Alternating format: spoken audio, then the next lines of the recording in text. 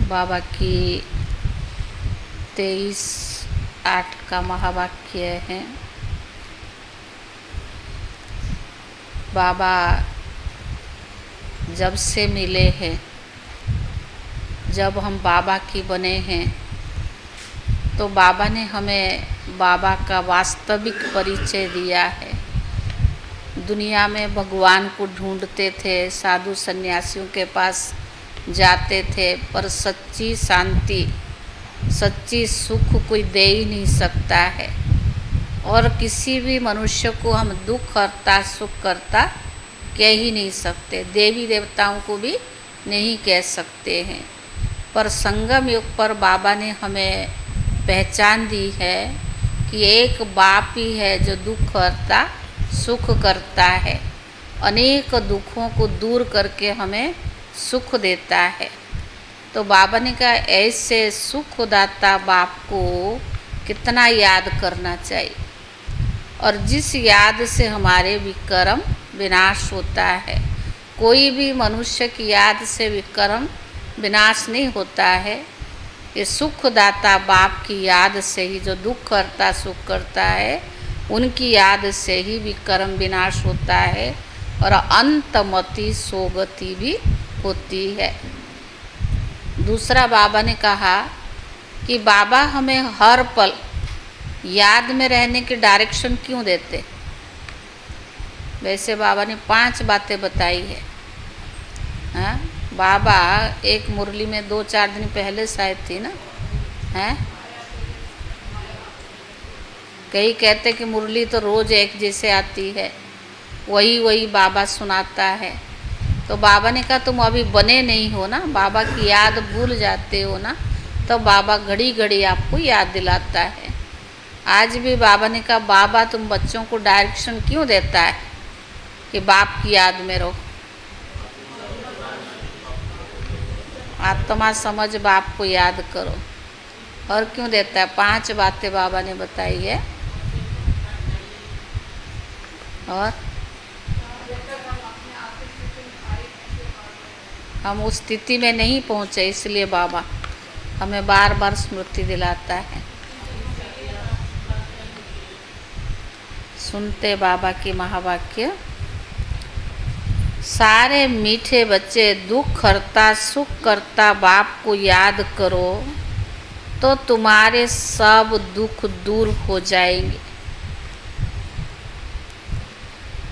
मीठे बच्चे, दुख करता सुख करता बाप को याद करो तो तुम्हारे सब दुख दूर हो जाएंगे, अंतमति सोगति हो जाएगी।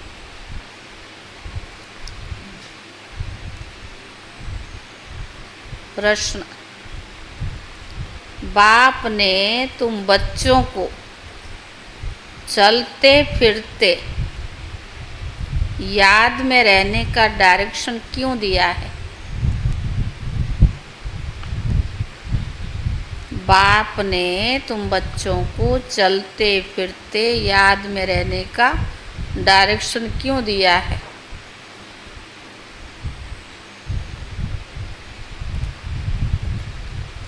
उत्तर है, पहला है क्योंकि याद से ही जन्म जन्मांतर के पापों का बोझ उतरेगा। याद से ही क्योंकि याद से ही जन्म जन्मांतर के पापों का बोझ उतरेगा। दूसरा, याद से ही आत्मा सतो प्रधान बनेगी।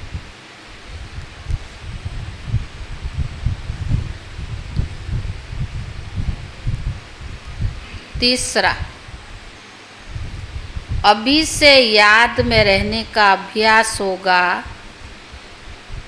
तो अंत समय में एक बाप की याद में रह सकेंगे। तीसरा, अभी से याद में रहने का अभ्यास होगा तो अंत समय में एक बाप की याद में रह सकेंगे। अंत के लिए गायन है, अंत काले जो स्त्री सिमरे। अंत के लिए।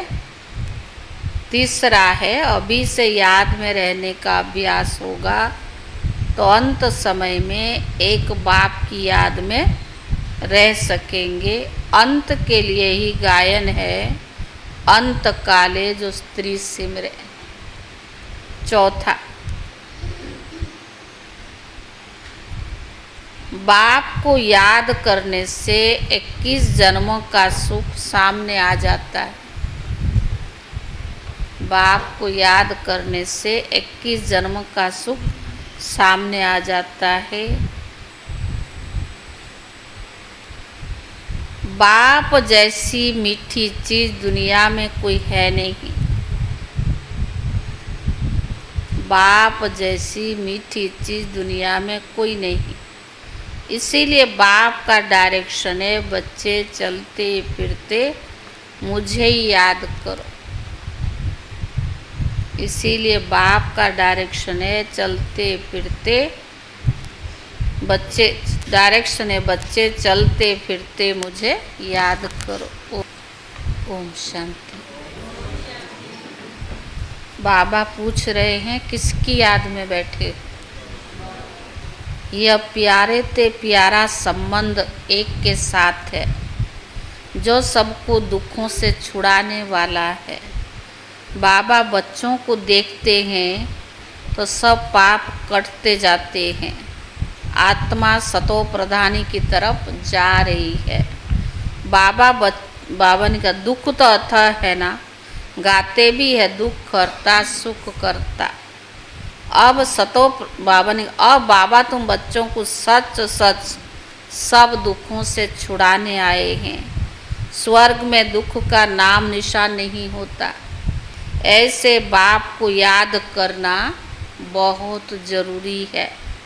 बाबा बच्चों के प्रति, बाप को बच्चों के प्रति प्यार होता है ना, तो ये तुम बच्चे जानते हो बाबा किन किन बच्चों पर प्यार है। किस पर प्यार है बाबा? आपको प्यार करता बाबा? तो बाबा ने कहा बच्चों को समझाया है, अपने को आत्मा समझो, देह नहीं समझो। जो अच्छे रतन है वो बाप को चलते फिरते याद करते हैं। यह अभी क्यों कहते हैं? चलते फिरते काम कार करते बाप को याद करो, क्यों कहते हैं? क्योंकि तुम्हारे जन्म जन्मांतर का पाप का घड़ा भरा पड़ा है। तो इस याद की यात्रा से ही तुम पाप आत्मा से पुण्य आत्मा बन जाओगे। यह भी तुम बच्चे जानते हो कि यह पुराना तन है। दुख आत्माओं को ही तो मिलता है ना। शरीर को चोट लगने से आत्मा को दुख फील होता है। आत्मा कहती है मैं रोगी हूँ, मैं दुखी हूँ। यह दुख की दुनिया है, कहाँ भी जाओ दुख ही दुख है। सुख धाम में तो दुख हो ना सके। दुख का नाम लिया तो गया तुम दुख धाम में हो। सुख धाम में जरा भी दुख है नहीं। समय भी बाकी थोड़ा है और इसमें पूरा पुरुषार्थ करना है बाप को याद करने का। जितना याद करते रहेंगे उतना सतो प्रधान बनते जाएंगे। पुरुषार्थ करके अवस्था ऐसी जमानी है जो तुमको पिछाड़ी में एक बाप के सिवाय कोई और याद न आए। एक गीत भी है ना, अंत काले जो स्त्री सिमरे। यह अंत काल है ना, पुरानी दुनिया दुख धाम का अंत है, अति की ओर है। अभी तुम सुख धाम में चलने का पुरुषार्थ करते हो। तुम शूद्र से ब्राह्मण बने हो, यह तो याद रहना चाहिए। शूद्रों को दुख है, हम तो दुख से निकल गए। फिर हम चोटी पर चढ़ रही हैं तो एक को याद करना चाहिए। सुख की चोटी पर चढ़ रहे अभी एक को याद करना चाहिए। मोस्ट बिलेवेड बाप है। उनसे मीठी चीज़ कौन सी होती है? बाबा से मीठा कोई है? आत्मा उस परमात्मा को याद करती है ना, सब आत्माओं का बाप। उनसे मीठी इस पुरानी दुनिया में कोई चीज़ है ही नहीं। इतने सब ढेर बच्चे हैं, कितने याद में रहते होंगे? लाखों बच्चे बाबा के हैं, हाँ? तो कितने याद में रहते होंगे बालकृष्ण भाई? इतने सारे जो ढेर बच्चे हैं उनमें कितने याद में रहते होंगे?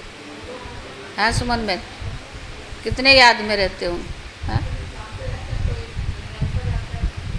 तो बाबा ने कहा सेकंड में, अच्छा सारे सृष्टि का चक्कर कैसे फिरता है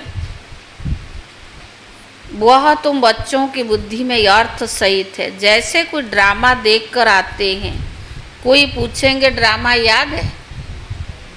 वो तो ज़रूरत है, इससे ज़्यादा याद रहती है ना। हाँ कहने से सारा बुद्धि में याद आ जाता है, शुरू से लेकर अंत तक। बाकी वो वर्णन करके सुनाने में समय लगेगा। बाबा बेहद का बाबा है, उनको याद करने से, बाबा बेहद का बाबा है, उनको याद करने से 21 जन्मों का सुख सामने आ जाता है। बाप से ही वर्षा मिलता है। सेकंड में बच्चों को बाप का वर्षा सामने आ जाता है। बच्चा पैदा हुआ, बाबा जान लेते हैं बारिश ने जन्म लिया, सारी मिल्कियत याद आ जाएगी। तुम भी अकेले अलग अलग बच्चे हो, अलग अलग वर्षा मिलता है ना, अलग अलग याद करते हो। हम बेहद के बाप के बारिश है। सतयुग में तो एक ही बच्चा होता है, वो सारी मिल्कियत का बारिश ठहराना। बच्चों को बाप मिला है और विश्व का मालिक बना। कितने समय में? 1 सेकंड में, देरी नहीं लगती है। बाबा कहते बस तुम अपने को आत्मा समझो, फीमेल मत समझो। हम आत्मा भाई भाई है, शरीर के नाते फीमेल मेल आता, पर बाबा ने कहा फीमेल मत समझो। आत्मा तो बच्चा है ना। बाबा कहते हमें सब बच्चे याद पड़ते हैं। आत्माएं सब भाई भाई है। जो भी सब धर्म वाले आते हैं वह कहते सब धर्म वाले भाई भाई है, परंतु समझते ही तो नहीं ना। अभी तुम समझते हो कि हम बाबा के मोस्ट बिलेवेड बच्चे हैं। बाबा से पूरा वर्षा जरूर मिलेगा। कैसे मिलेगा? वह भी तुम बच्चों को सेकंड में याद आ जाता है। हम सतो प्रधान थे, फिर हम ही तमो प्रधान बने, अब फिर हमें सतो प्रधान बनना है। तुम जानते हो बाबा से हमको स्वर्ग का सुख का वर्षा लेना है। बाबा कहते अपने को आत्मा समझो। देह तो विनाशी है ना, आत्मा ही शरीर छोड़कर चली जाती है, फिर जाकर दूसरा नया शरीर गर्भ में लेती है। पुतला जब तैयार होता है तब आत्मा उनमें प्रवेश करती है, परंतु वह तो रावण के बस है। विकारों के बस जेल में जाते हैं। वहाँ तो रावण होता ही नहीं, वहाँ दुख की बात नहीं है। जब बुढ़े होते हैं तब तो मालूम पड़ता है अभी यह शरीर छोड़ हम दूसरे शरीर में जाकर प्रवेश करेंगे। वहाँ तो डर की कोई बात नहीं रहती है। यहाँ कितना डरते हैं, वहाँ निडर होते। कहाँ? सतयुग में। यहाँ तो शरीर छोड़ने में डरते हैं ना। तो बाबा ने कहा बाबा तुम बच्चों को अपार सुख में ले जाते हैं। सतयुग में अपार सुख है और कलयुग में अपार दुख है। इसीलिए इससे कहते ही है दुख धाम। अति की और दुख है ना, इसलिए इससे कहते हैं दुख धाम। बाबा तो कोई बच्चों को तकलीफ नहीं देता समी भाई, आपको बाबा ने कोई तकलीफ दिया? हाँ विमल भाई। तो बाबा ने कहा भले ग्रस्त व्यवहार में रहो, बाल बच्चों को संभालो, सिर्फ बाप को याद करो। गुरु गुसाई अब सब कुछ छोड़ो, मैं तो गुरुओं से गुरु बड़ा हूँ ना, वह सब मेरी रचना है, सिवाय मेरे और कोई भी पति से पावन बना नहीं सकेंगे। क्या ब्रह्मा विष्णु शंकर को पतित पावन कहेंगे? नहीं, देवताओं को भी नहीं कह सकते सिवाय मेरे। अभी तुम बच्चे गंगा को पतित पावनी कहेंगे? पहले तो ज्ञान नहीं था ना, तो कहते थे गंगा पतित पावनी। अभी कहेंगे? ये पानी की नदियाँ तो सदैव बहती हैं, गंगा ब्रह्मपुत्र आदि भी चली आती है, इनमें तो स्नान करते ही रहते हैं। बरसात पड़ी तो फ्लड्स भी आ जाती हैं। यह भी क्या हुआ? दुख हुआ ना, इसमें तो स्नान करते ही रहते हैं। बरसात पड़ी फ्लड्स आ जाती तो दुख हुआ ना, अथाह दुख है। बाढ़ में देखो कितने मनुष्य मर गए, सुनते रहते ना न्यूज़, कहाँ बारिश हो रही तो कहाँ अकाल पड़ रही है, तो कितने मर जाते। तो बाबा ने कहा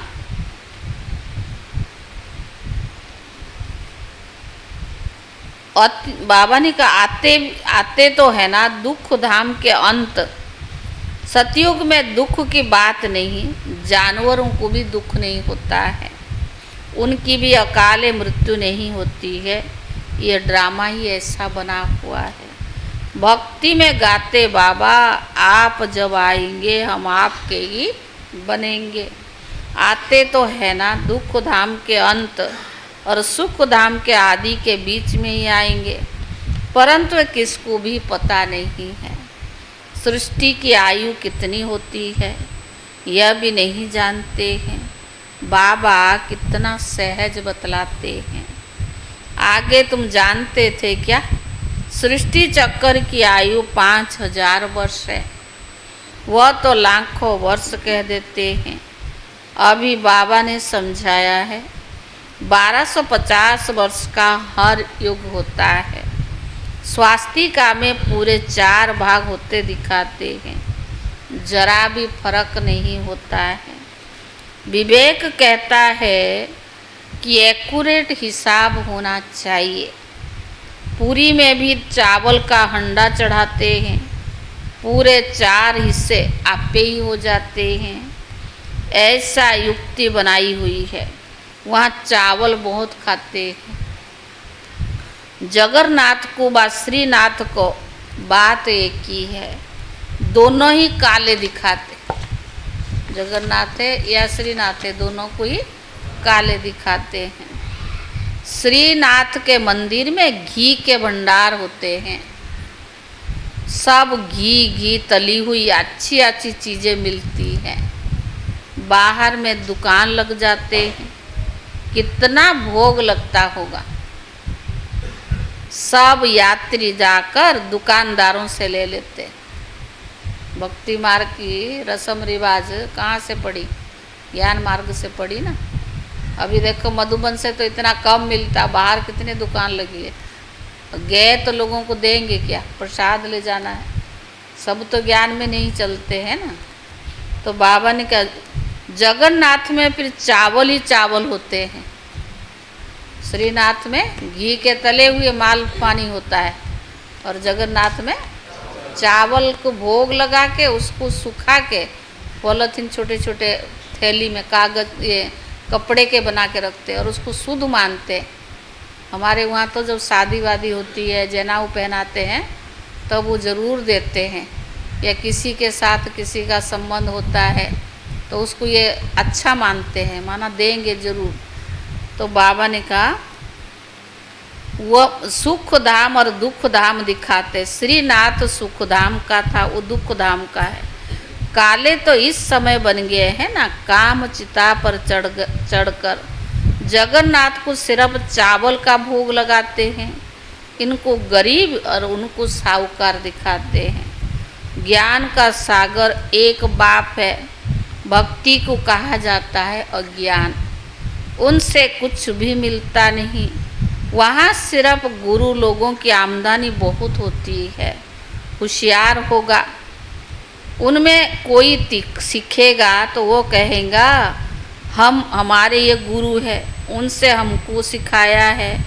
वह सब जिस्मानी है, जन्म लेने वाले। अभी तुम्हारे साथ कौन है? जन्म जन्मांतर तो गुरु किया ना, तो चित्र वाला है, शरीरधारी। और अभी हमारे साथ कौन है? हाँ, विचित्र बाप है। बाबा कहते यह मेरा शरीर नहीं है, यह तुम्हारे इस दादा का शरीर है, जिसने पूरे 84 जन्म लिए हैं। इनके बहुत जन्म के अंत में इनमें प्रवेश होता हूँ, तुमको सुख धाम ले जाने। इसको गौमुख भी कह देते हैं। गौमुख पर कितना दूर दूर से आते हैं। यहाँ भी गौमुख है। पहाड़ों से पानी जरूर आएगा। कुएं में भी रोज रोज पानी पहाड़ से आता है, वह कभी बंद नहीं होता है, पानी आता ही रहता है। कहाँ से भी नाला निकलता है, उनको गंगा जल कह देंगे। उस एरिया में जहाँ भी होता है ना, तो क्या कहेंगे? कई गंगा, गढ़गंगा, गंगा फलाना, तो उसको भी कह देते, गंगा जल कह देंगे। वहाँ जाकर स्नान करते हैं, उसे गंगा जल समझते हैं। लेकिन पति से पावन इस पानी से थोड़ी बनेंगे। बाप कहते पतित पावन तो मैं हूँ, हे आत्माएं माँ में कम याद करो।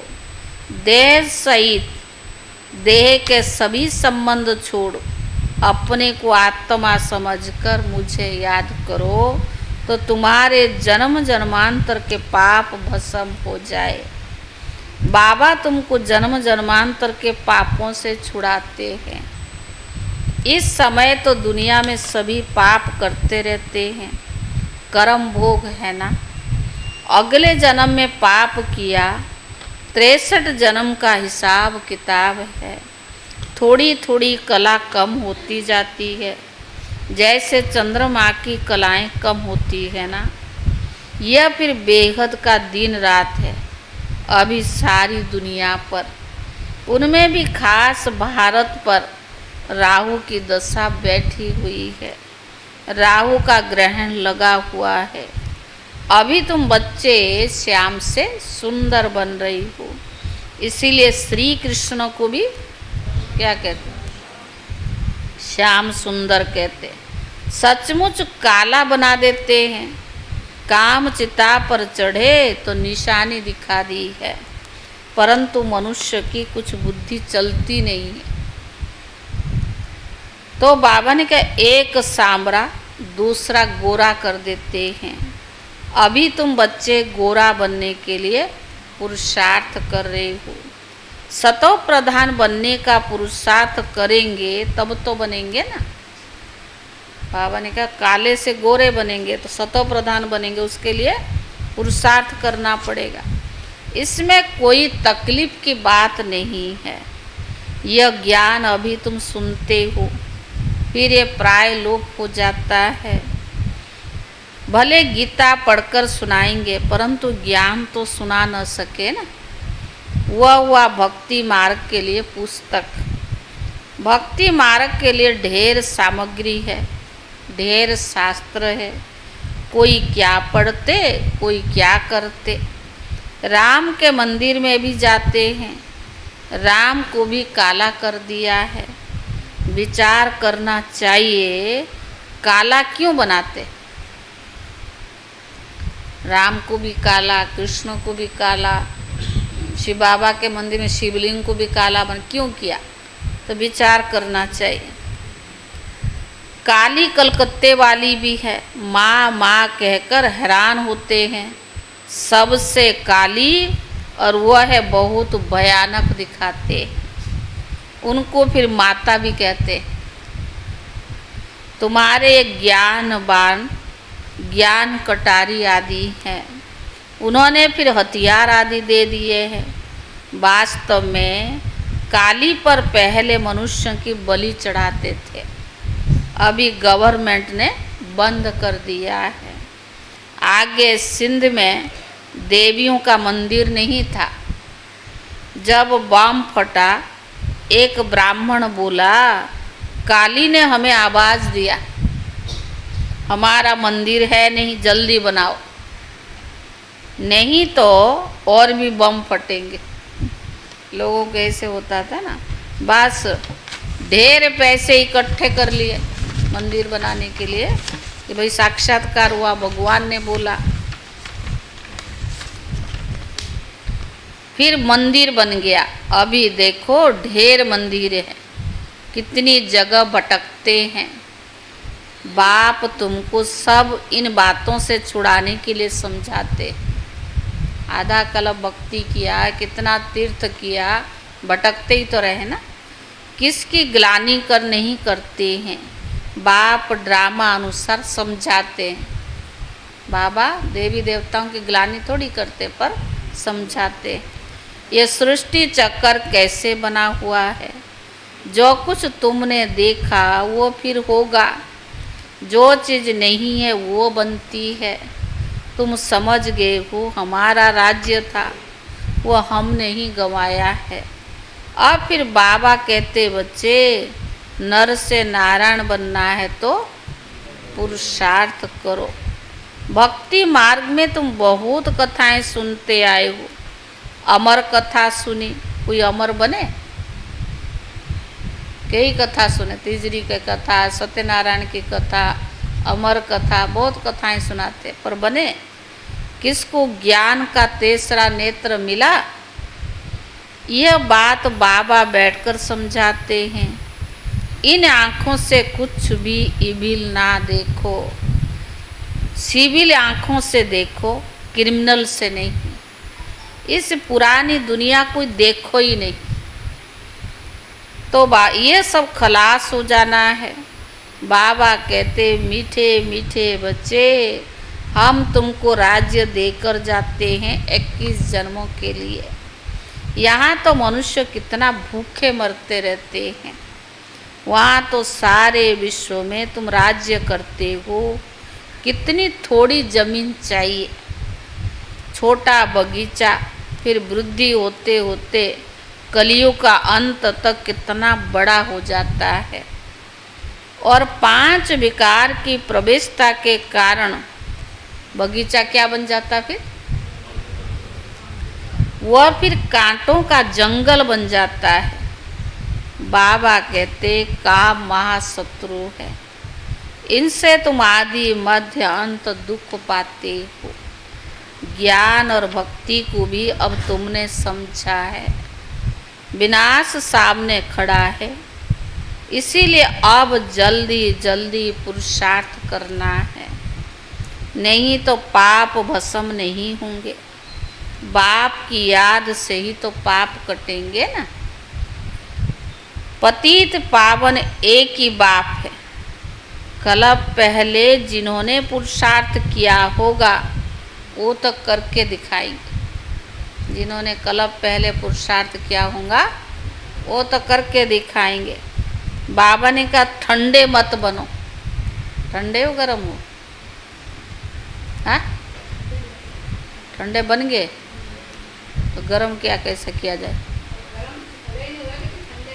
गरम भी नहीं है, ठंडे भी नहीं है, तो फिर क्या हो?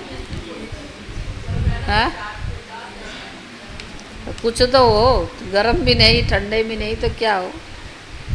तो बाबा ने कहा, सिवाय एक बाप के और कोई को भी याद नहीं करो।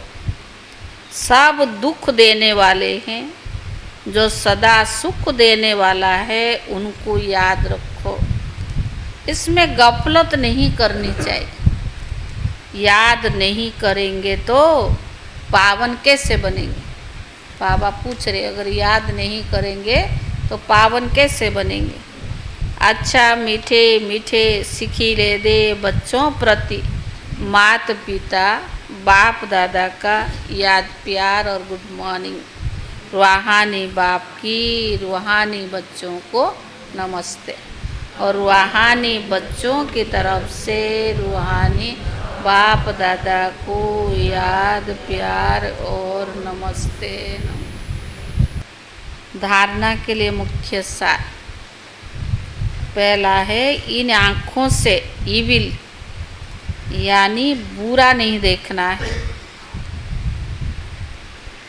इन आँखों से इविल यानी बुरा नहीं देखना है। बाप ने जो ज्ञान का तीसरा नेत्र दिया है, उस सिविल नेत्र से ही देखना है। बाप ने जो ज्ञान का तीसरा नेत्र दिया है, उस सिविल नेत्र से ही देखना है। सतो प्रधान बनने का पूरा पुरुषार्थ करना है। सतो प्रधान बनने का पूरा पुरुषार्थ करना है। दूसरा, ग्रस्त व्यवहार को संभालते हुए प्यारी चीज बाप को याद करना। प्यारी चीज क्या है? बाबा। ग्रस्त व्यवहार को संभालते हुए प्यारी चीज बाप को याद करना। अवस्था ऐसी जमानी है जो अंत काल में एक बाप के सिवाय दूसरा कुछ भी याद न आए। अवस्था ऐसी जमानी है जो अंत काल में एक बाप के सिवाय दूसरा कुछ भी याद न आए। वरदान। अपनी श्रेष्ठ वृत्ति द्वारा विश्व का वातावरण परिवर्तन करने वाले, अपनी श्रेष्ठ वृत्ति द्वारा विश्व का वातावरण परिवर्तन करने वाले आधार मूर्त भव।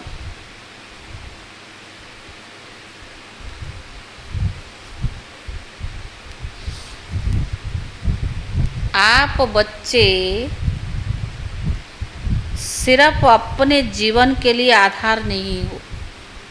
आप बच्चे सिर्फ अपने जीवन के लिए आधार नहीं हो, लेकिन विश्व की सर्व आत्माओं के आधार मूर्त हो।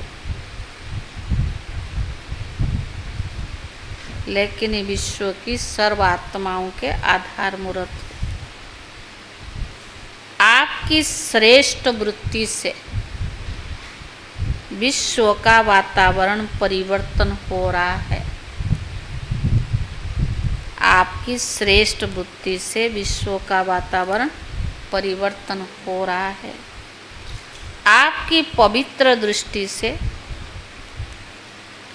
विश्व की आत्माएं और प्रकृति दोनों पवित्र बन रही है।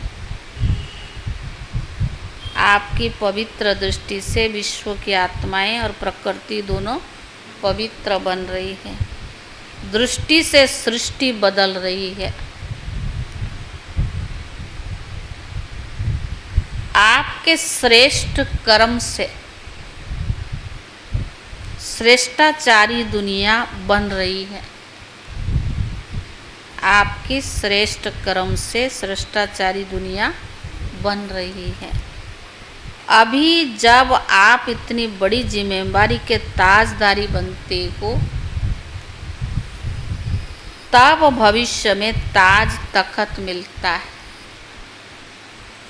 अभी जब आप इतनी बड़ी जिम्मेदारी के ताजदारी बनते हो, तब भविष्य में ताज तख्त मिलता है। स्लोगन। सर्वशक्तिमान बाप को अपना साथी बना लो तो कोई भी विघ्न आपको रोक नहीं सकता। स्लोगन। सर्वशक्तिमान बाप को अपना साथी बना लो तो कोई भी विघ्न आपको रोक नहीं सकता। आज कितना तारीख है? 23 अगस्त। आज का अव्यक्त इशारा। जिस समय कोई परिस्थिति आए तो आप बाप को साथी बना लो, तो अनुभव करेंगे कि मैं अकेला नहीं हूँ, मेरे साथ विशेष शक्ति है। जहाँ बाप है वहाँ चाहे कितने भी तूफान हो वह तोहफा बन जाएगा। निश्चय बुद्धि विजयंती, इस टाइटल की स्मृति से विजयी बनो। ओम शांति।